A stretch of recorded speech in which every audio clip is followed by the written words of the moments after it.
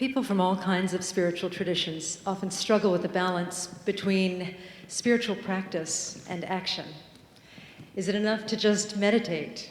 And if it's not enough, how do we engage in compassionate social action? Reverend Hosan Allen Sonaki's work addresses these questions. He is a Buddhist priest, the vice abbot of the Berkeley Zen Center, founder of Clearview Project, an organization that develops Buddhist-based resources for social change in Asia and the US. And their focus is on Burma and ex-untouchable Buddhists in India. He's also on the core faculty of the Apaya Zen Center's chaplaincy training program. And he is a father, musician, activist, and writer, not necessarily in that order. Please welcome Reverend Hosan Allen Sonaki. Thank you. Thank you, Bonnie. So first of all, since this is a conference that focuses on mindfulness, I'd like to encourage everyone to sit up for a moment and straighten your spine.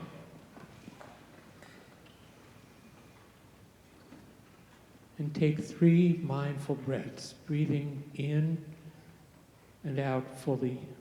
Try that.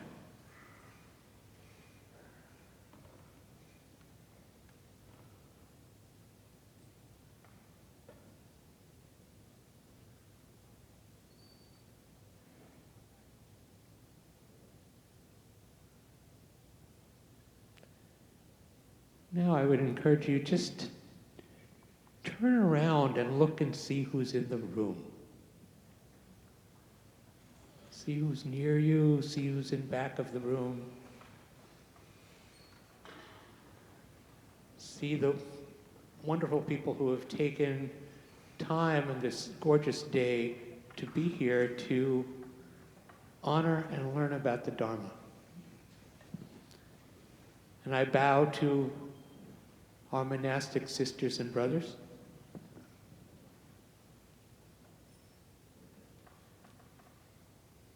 And I bow to all of the lay practitioners who are also continuing the Dharma.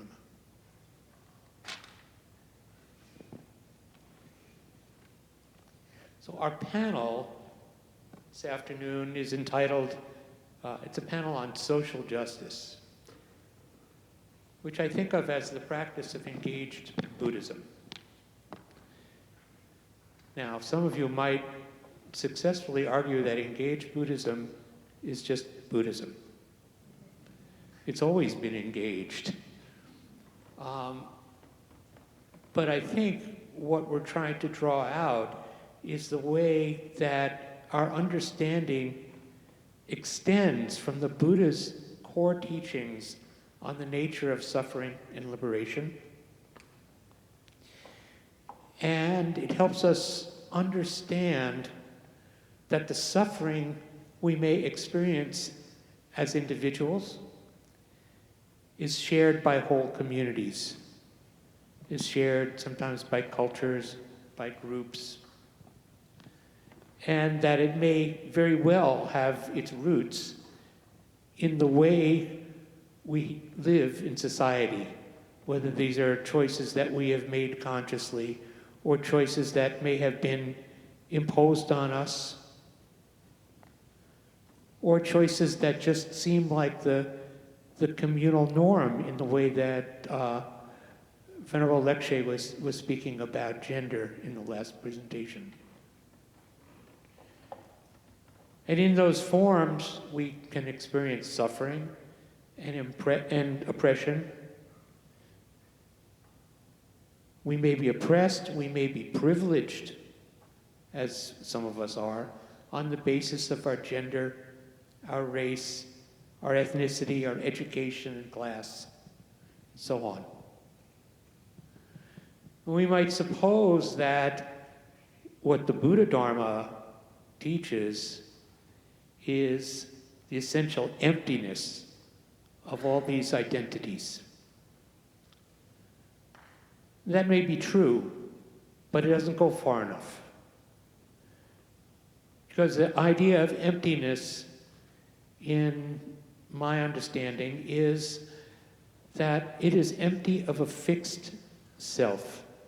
It's empty of a fixed identity, and that it implies the fact that we live in a reality that is totally interdependent, and that we co-create the reality that we are living in.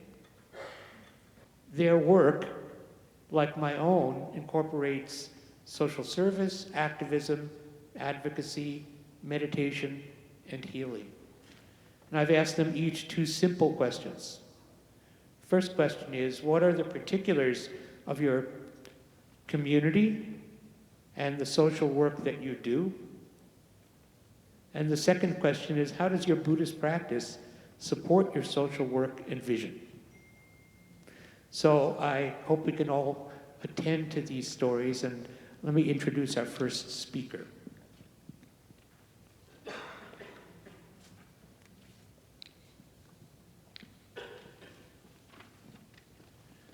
Pankaj Mesham, who's right to my left, is a Buddhist from Nagpur in India. His family converted to Buddhism with Dr. Babasaheb Ambedkar in October of 1956. This remarkable conversion ceremony that Dr. Ambedkar both participated in and then officiated in was attended by 500,000 people.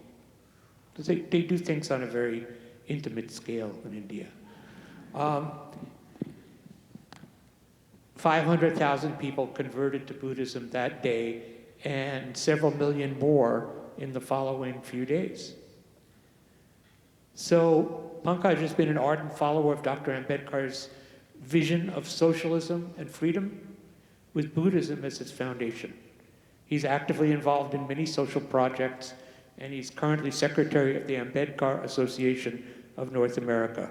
I'm very happy to be here and sitting on a very important panel on engaged Buddhism. And I feel privileged that I got an opportunity to come here, represent the organization, the ideas that we bring forth, the ideas that Dr. Ambedkar bring forth, India's Buddhism, new Buddhism that has been reviving in India.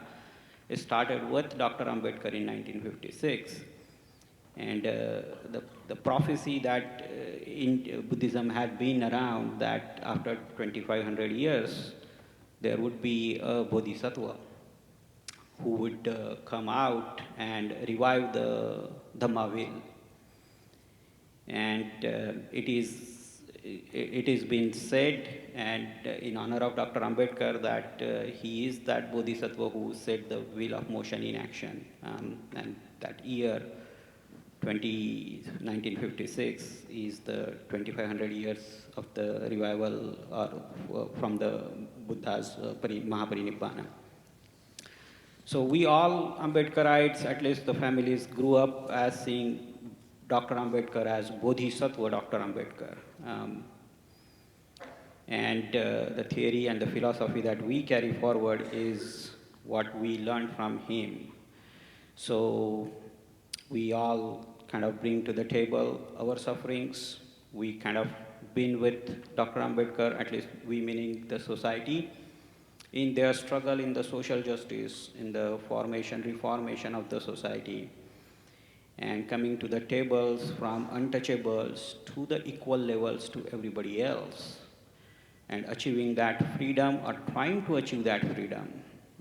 We can talk about how that freedom is achieved, whether it's politically achieved or religiously achieved, socially achieved or not, and political achievement of the liberty, equality, justice and fraternity did happen in India with the independence and acceptance of the Constitution.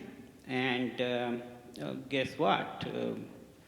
Dr. Ambedkar also happens to be the chief architect of Indian Constitution. And the preamble portion of that Constitution of preamble of Indian Constitution, he talks about we the people, and he says that we take liberty, justice, equality and fraternity as our guiding principles. And those guiding principles being brought into the society politically with the acceptance of constitution, it is still a lot of work needs to be done to get that acceptance to the economic level, to the social level. That is the struggle, that is the part of movement that we are leading into. That is what we are working towards. Alan mentioned I'm a secretary for Ambedkar Association of North America, and there are a lot of Ambedkar organizations working in India, and that's the basic principle that we are working on. We find these principles are rooted in Buddhism. We find that Buddhism, from Baba Sahib's point of view, is a socially engaged Buddhism. We'll touch base upon that during our talk.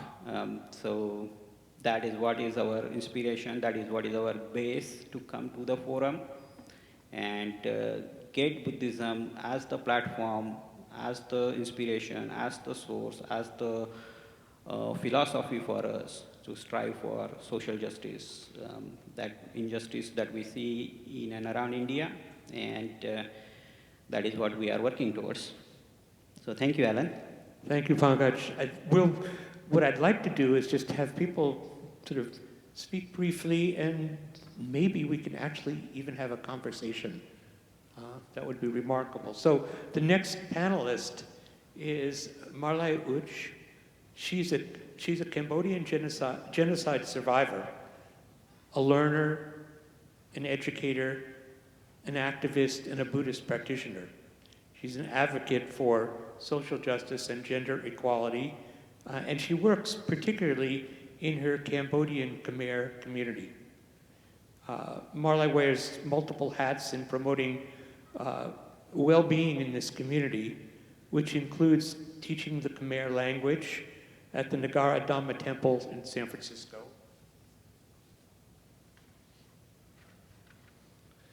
and preserving and sharing Khmer culture, working to revive the Bhikkhuni movement in the Khmer community, and using the Buddhist teachings to promote harmonious and prosperous society.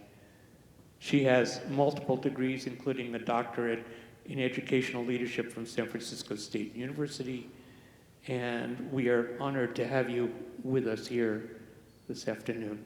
And you can tell us about your community and your work there. Hi, everybody. How are we doing today? Are we awake? Yes? Yes? All right. So we have also a great master, and our latest great master is Pramaha Samdat Gosanan. He basically, he was fighting for Buddhism and for human rights since 1978 till his passing of 2007.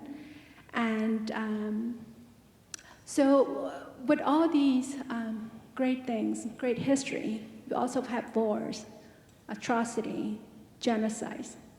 This is what led to the topic of social justice and how we can engage that with Buddhism. So many immigrants came here as voluntarily to improve their lives. However, Cambodians came here as refugees to escape a persecution from the war ended, from the Vietnam War that was ended. Unlike our neighboring country, Cambodia also experienced genocide. During 1975 to 1979, educated people, intellectual people were seen as enemy of the state. As the result, many of them, most of them, were killed. So an estimate of 1.7 to 2.2 million Cambodians were killed during this four years. So as you can see, the refugees came here, they were mostly uneducated. They came here with limited English language, knowledge of the educational system. And a lot of us are left with trauma element here. So most of the Cambodian parents did not know how to advocate for their kids. And oftentimes, the kids are left to struggle on their own. And so as refugee family here living in the US, we live in poor neighborhoods with lack of opportunity, filled with violence sometimes. So therefore, some of our children, got involved in criminal activity. They had no resource to go. This is the reason why Cambodian community or refugee that face deportation today. So this is where social injustice is we're talking about here. So as you can see, people are being affected, being impacted. Our Buddhist temple here, or Buddhist monk, they have been known to be the scholar, to be the intellectual. Temple known to be the resource center, to be a place for refuge. So the engagement here that, the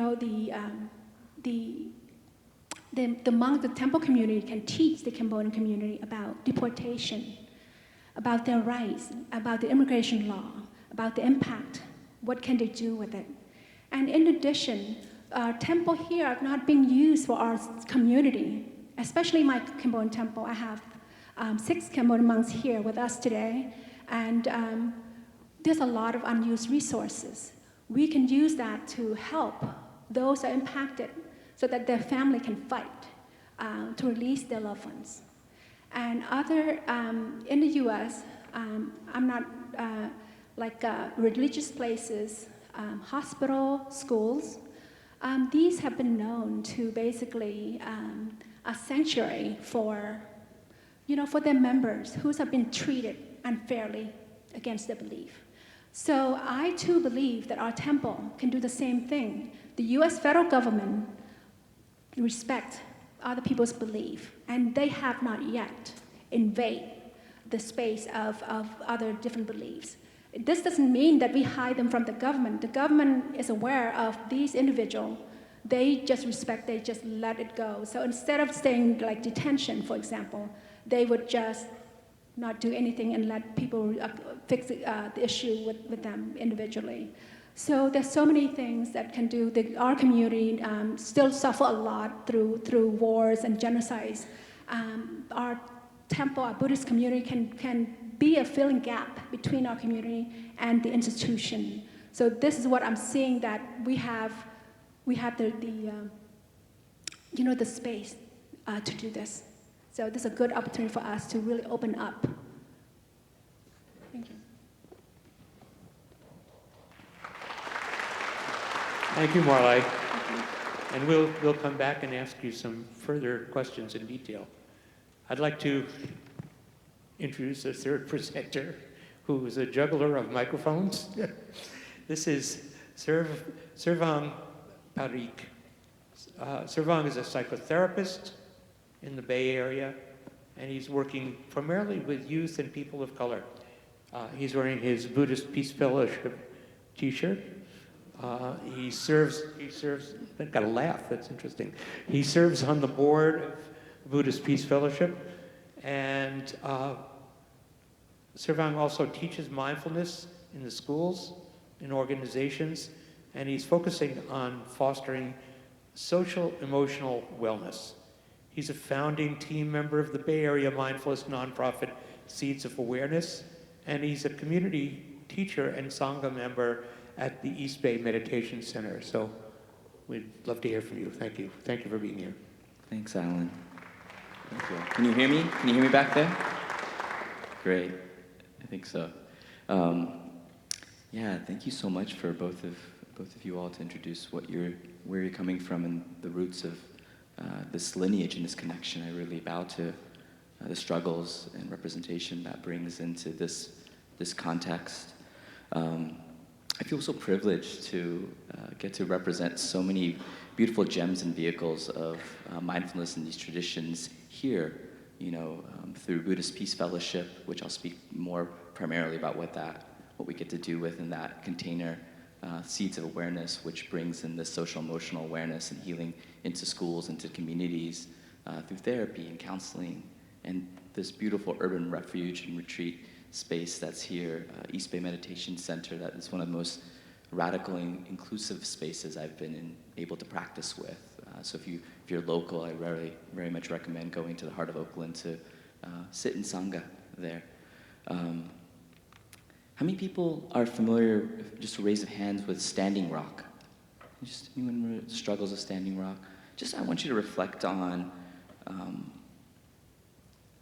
if you were moved by that struggle, why were you moved? Just consider what moved you within that struggle of Standing Rock. And for those of you that may not have context for that, there was a very particular movement to block what was happening in the devastation of native pathways of land and river for oil pipelines in Dakota. And so one way that we at Buddhist Peace Fellowship connect with Standing Rock, it represents this classic example, this indigenous direct example of being able to harmonize and reharmonize with what is one of our our own precepts of the energies of block, build, and be. And so I'll speak a little bit more about that context in hopes that those energies serve all of us and we can connect with them in our own ways that the Dharma wheel spins within us. And so particularly Standing Rock, it's blocking these energies of harm and injustice, right? And how do we block that within our own society, within our own selves, the perpetuation of violence and harm? And then to build inspiring new pathways, new ways of connecting with community, to reconnect with land, with ourselves, and in service of what is allowing us to really being in alignment with spiritual truth and sacred life, Buddhist or non-Buddhist. How do we connect with the sacredness of our life? And so that's really these energies of block, build, and be that are some of the foundations that Buddhist Peace Fellowship supports movements and people and in many spheres to align with and around as an organizing principle. And it can be applied to really any movement form, from environmental justice to immigration and struggles of migrants all around the world and here, to demilitarization, Black Lives Matter, gender justice that was spoken earlier, right? How do we block? How do we build? How do we be inside of that? And you might have your own examples of how you're doing that within your family, within your communities, within this containers that you're inside of. And locally, one way to think about it, one way we reflect is, you've heard this think global, act local. Just a week ago, on June 22nd, there were Buddhist friends that did a 3-week peace march across Massachusetts to connect and commemorate Native Americans killed by European colonization in that time. And these struggles of colonization, immigration, climate are really still connected. You were speaking about how immigration continues to be such a violent form that we very much are connected to, and many folks here I can recognize that might come from a lot of migration patterns, including myself here. Last week, Japanese American groups protested in Fort Sill in Oklahoma, and it was gaining notoriety because it was used for the Japanese internment camps in World War II. And it's now, that same site is a detainment camp for migrants today, right? Migrant children. So you can see these interconnections of histories, and it's lesser known that in the 1800s, 1886, when that was the same place where Native Americans were held. Right? So you can see that these legacies continue here in this really, these karmic bounds of our own social identities. And so how do we recognize within this practice a vehicle to disrupt that, to build something differently? And incarcerating folks for being non-white and not in a dominant form is not new history. It's a deep, deep racial hierarchy. And how much of this is connected to really the impact of climate change, climate justice, that we can see that, again, folks that would be the most vulnerable would be the first folks that are affected by the changes in temperature, the fires that are happening in Sonoma and different parts of California, globally in different places that are much more closer to where water lines will be rising and threatened in that way. Yeah. And then we know that the Buddha taught that these energies of just blocking harm and building new pathways are not enough. It's really, how do we seed the space of being? How do we really become present? Like, I can feel the sense of receptivity from you all right now. This way of allowing our movements to be sustainable by really seeing them through being present with each other, present to what's happening and alive in our communities, and how that can transform things. So to be with the reality of the struggle, that we can work with the goals like we can towards liberation, nibbana, awakening, and yet the reality is, like, here's suffering. How do we accept this? Be compassionate with each other inside of this, knowing that awakening is many, many lifetimes ahead, perhaps. And yet here we are still working to be awake with each other as Sangha. Thank you so much.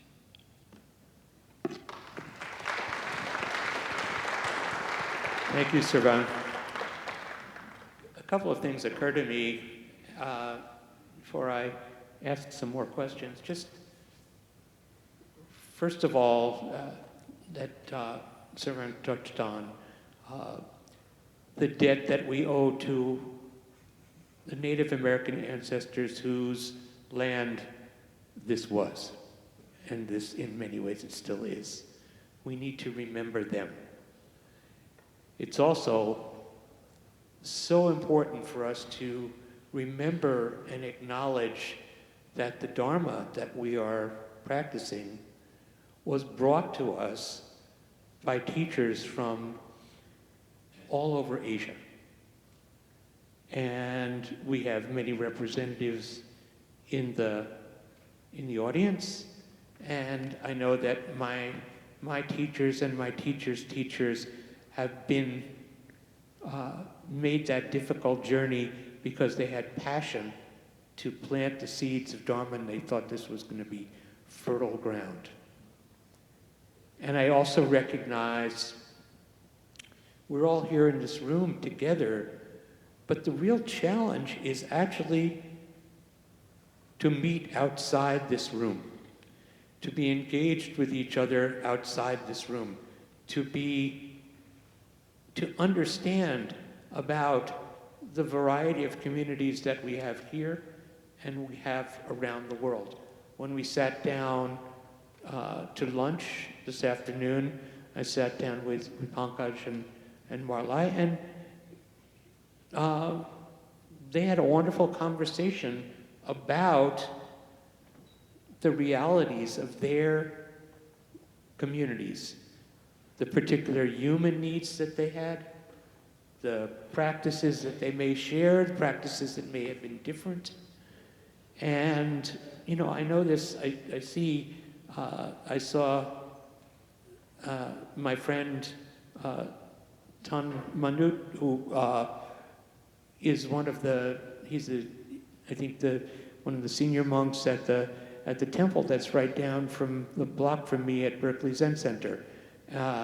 And, you know, we've been friends for 20 years or so, but I recognize that hardly anybody from my Berkeley Zen Center community goes down and has any working knowledge or relationship with the monks or the community that's literally 200 feet down the block. And we're all Buddhists, right?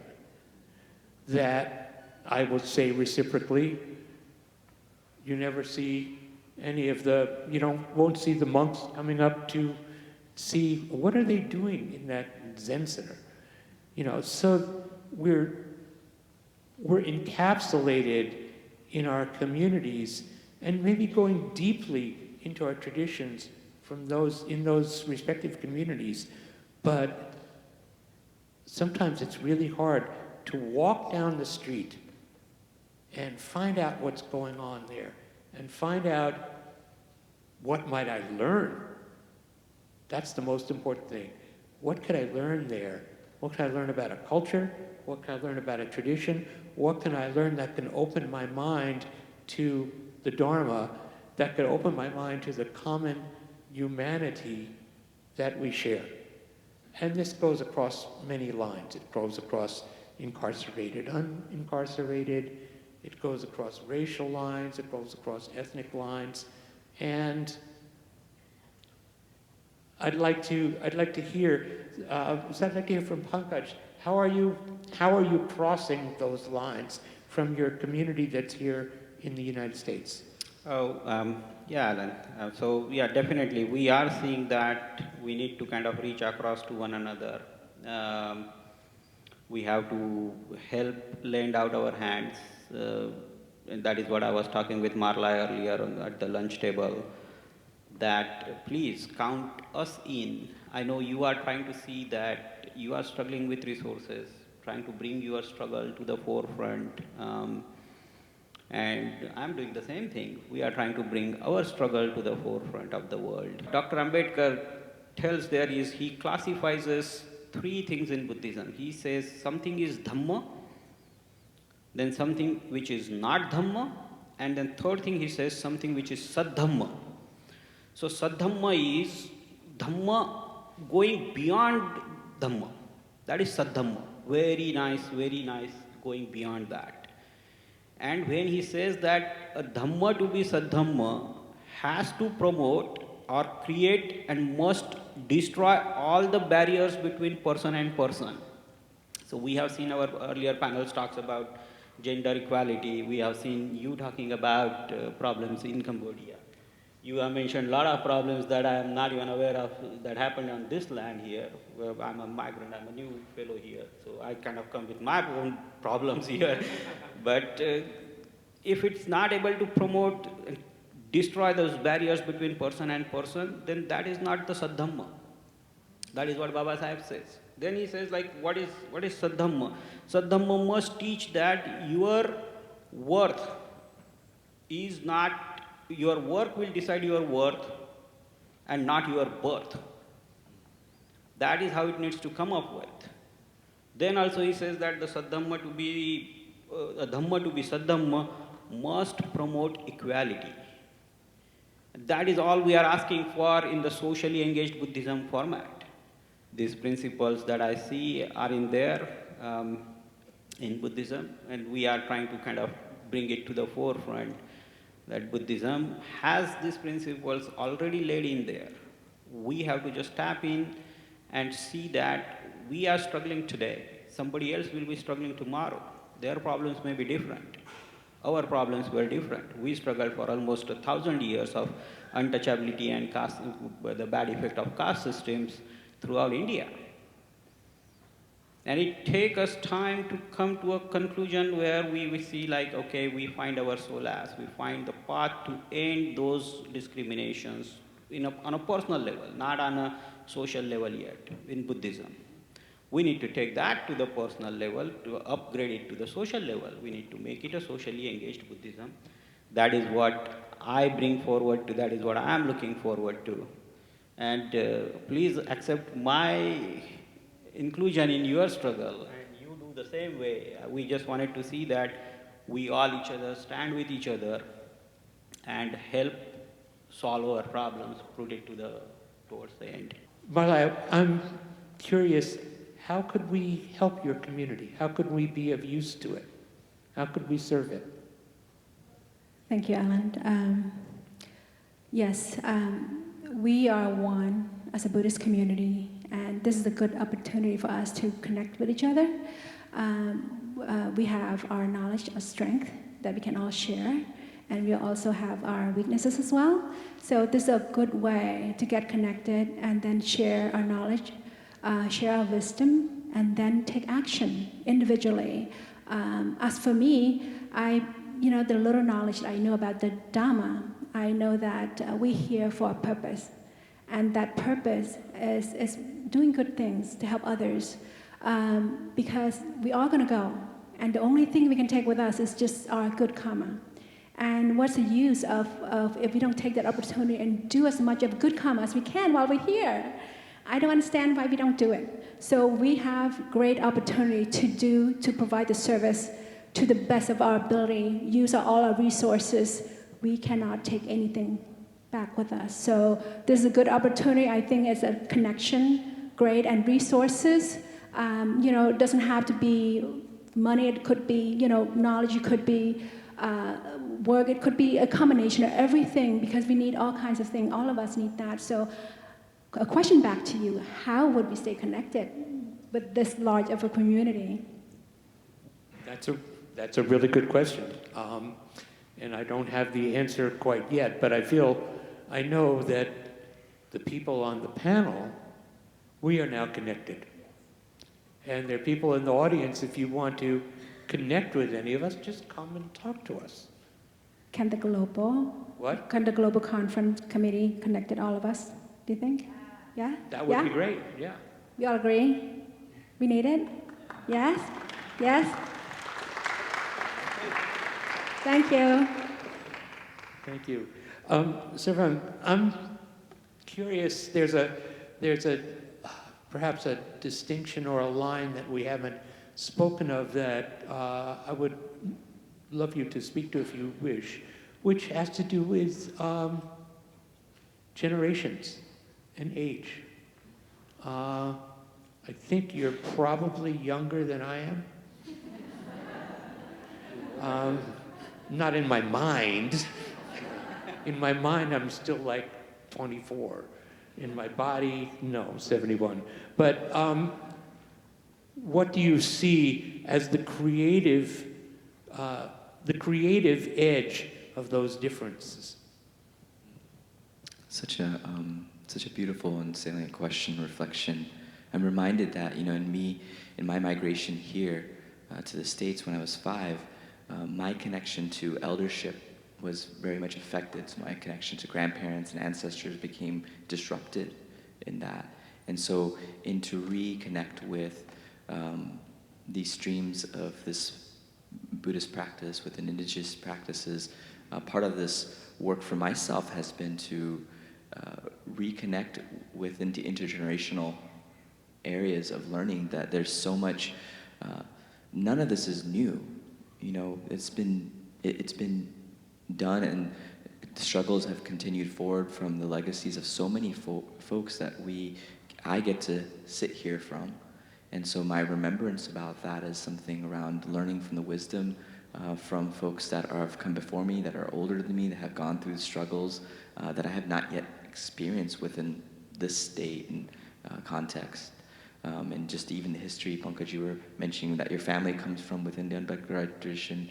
Within my own Indian Hindu upbringing, there's such a wisdom thread there that intergenerationality brings. And then I think I work with young people a lot, and Seeds Awareness works and centers young people and families. And what I continue to discover is that, which is a thing that is existent within a lot of communities I've come in contact with, which include some of the Hindu-dominant Indian traditions, that age also has its hierarchy. And young people are not really held in the same wisdom capacity as eldership would hold. And yet when I'm working within mindfulness in classrooms or with a young person, I am extremely astounded by the level of wisdom and the gems of how quickly their awareness rises. The lotus that's available for them, there's a lot more mud for us as we get aged, is my experience, that we have to come through to rise into some awareness. But that's where the nutrients are. It's true. It's true. There's no better or higher, but it's something about learning to, as I've gotten to sit and circle with young people from really young, like 5, 4, 3 years old, to ask them and be asked such poignant questions, learning how to listen with the same esteem as I would an elder. And what happens in between is such a powerful synergy. There's because in inheritance, that generation is inheriting the future that we're breeding right now. They have to live through the struggles that we're seeing as a community, in all these points of violence that we reflected on. They also have an inherent instinct or passion for justice. Yeah, that's really true. And to see so many young people come galvanized in the midst of these struggles right now that we've, just this year alone has been, it's tremendous. They're not asking, they're recognizing and rising up. And so I think what's possible to synergize between all of our intergenerational connections is it's a necessary medicine. Well, thank you. Our time is almost up, and we've had wonderful representation from Sarvang and Marlai, Pankaj, and what occurs to me is something that my teacher's teacher had this expression, Shunryu Suzuki Roshi. He had an expression that said, to shine one corner of the world, which means if all you can do is just turn your light on and illuminate one corner, that is your work. As wide as that corner can be, that's great. But if you can just shine one corner of the world, if you can just pick up one thread and follow it back to the whole cloth, then to me that is that's a vision that brings forth social justice and the end of suffering that we yearn for. So I hope we will take that to heart, and I hope we will all get to meet and talk about this person to person, group to group. So with that, thank you, Pankaj, thank you, Marlai, thank you, Sarvang, and thank you to the organizers and to all of you. Thank you very much. Jai Bhim again. Thank you.